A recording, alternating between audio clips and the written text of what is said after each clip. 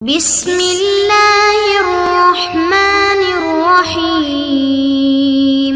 السلام علیکم معزز طلباء کرام، آپ سب کیسے ہیں؟ آج ہم نور الانوار کے سبق نمبر 249 کو پڑھیں گے۔ آج کے ہمارے سبق کا عنوان ہے سابقہ اصول کا تتمہ۔ آج کے سبق میں ہم نے جو ایک اصول پڑھا تھا کہ جب تک حقیقت پر عمل کرنا متعذر نہ ہو جائے تب تک مجاز کی طرف رجوع نہیں کیا جائے گا، جس کو دوسرے لفظوں میں بیان کریں تو جب تک حقیقت پر عمل کرنا ممکن ہو تب تک مجاز کی طرف رجوع نہیں کیا جائے گا۔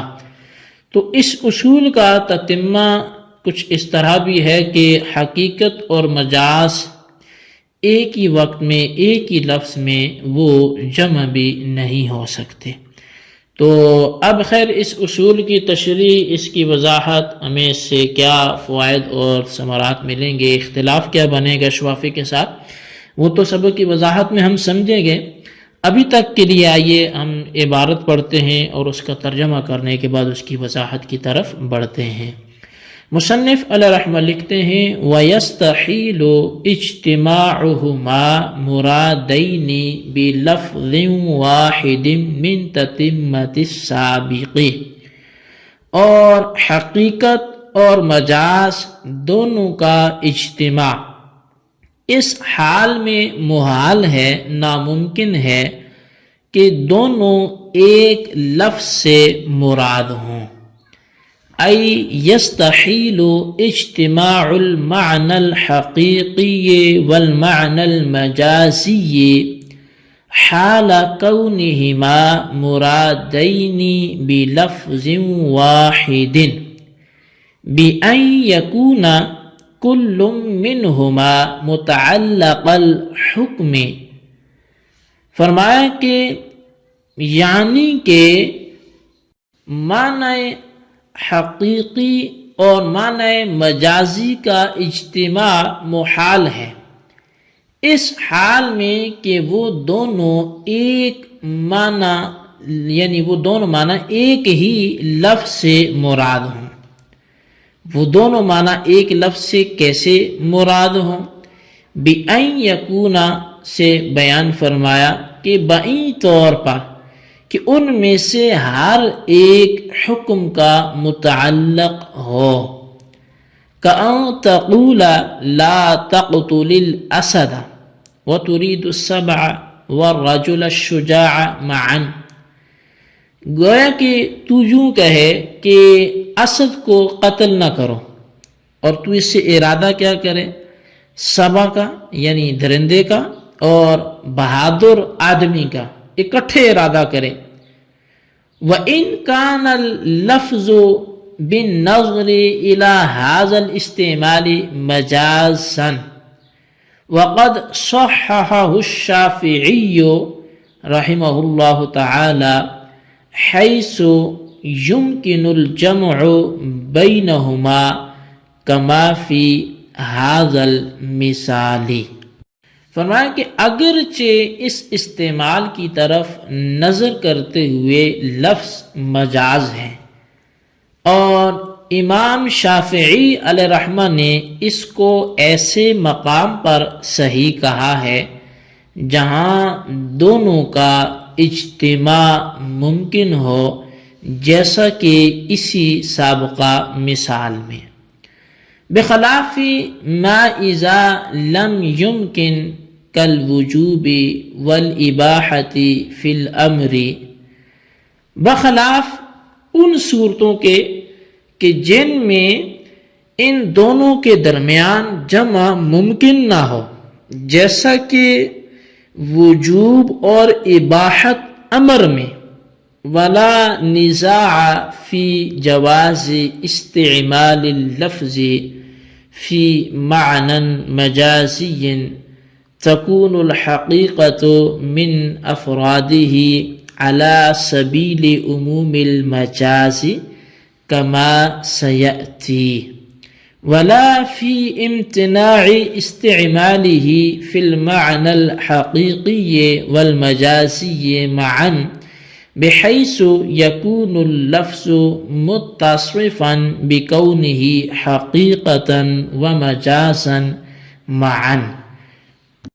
اور اس بات میں کوئی جھگڑا نہیں ہے کہ معنی مجازی میں لفظ کا استعمال عموم مجاز کے طور پر اس طرح جائز ہے کہ حقیقت بھی اس کے افراد میں سے ہو، جیسا کہ عنقریب آئے گا.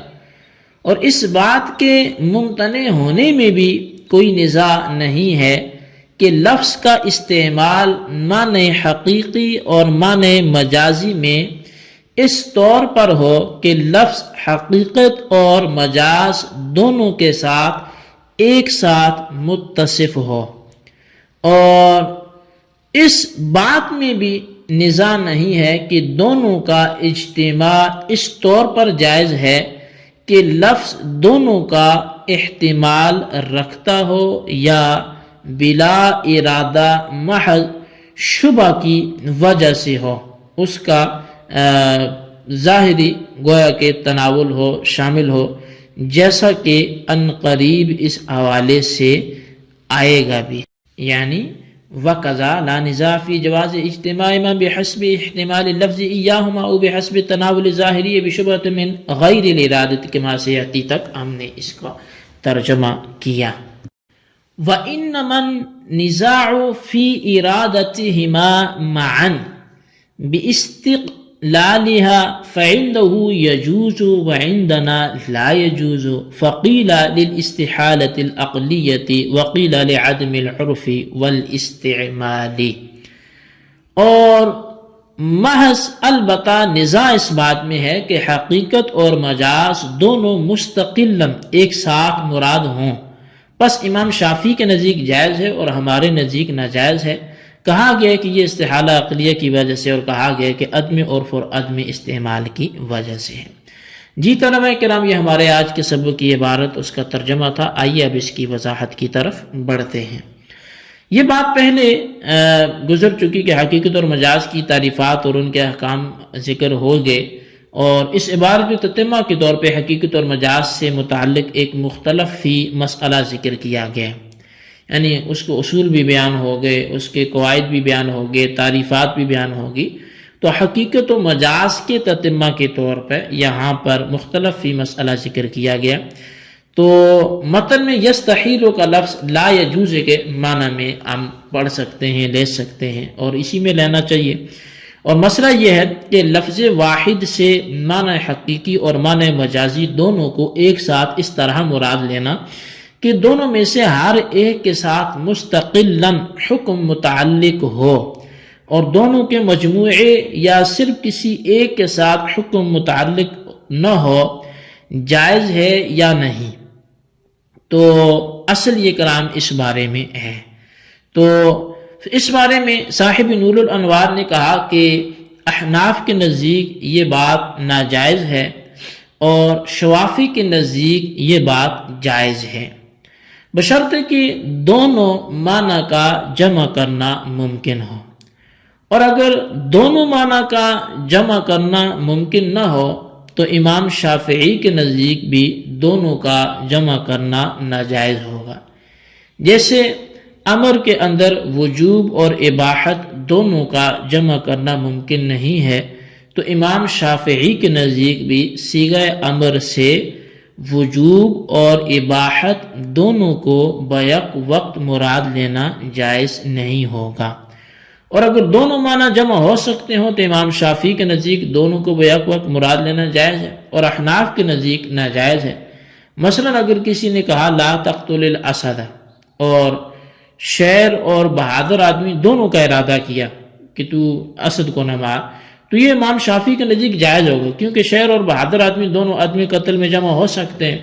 اور احناف کے نزدیک یہ ناجائز ہوگا، اور اس کی وجہ یہ ہے کہ احناف کے نزدیک معنی حقیقی اور معنی مجازی دونوں کو جمع کرنا مطلقاً ناجائز ہے، خواہ دونوں کا جمع کرنا ممکن ہو یا پھر دونوں کا جمع کرنا ممکن نہ ہو.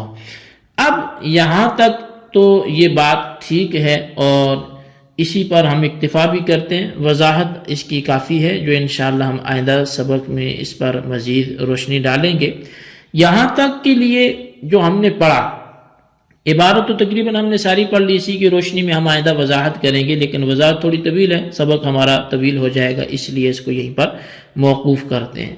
لیکن یہاں تک جو ہم نے پڑھا وہ یہ کہ حقیقت و مجاز ایک ساتھ جمع ہو سکتے ہیں، یہ ہمارے ہاں اس سے کیا مراد ہے، اور امام شافعی کے ہاں وہ کس صورت میں جمع ہو سکتے ہیں اور کس صورت میں ان کے ہاں بھی جمع نہیں ہو سکتے۔ تو اسی کی وضاحت کو آپ اپنے ذہنوں میں رکھیں، اور یہ سوالات بھی یہی سمجھیں کہ آپ کے ذہنوں میں ان کے جوابات ہونے چاہیے کہ شافعی کے نزدیک حقیقت و مجاز کا اجتماع کس صورت میں جائز ہے اور کس صورت میں ناجائز ہے، جبکہ احناف کے ہاں تو مطلقاً ہی حقیقت و مجاز کا اجتماع ناجائز ہے۔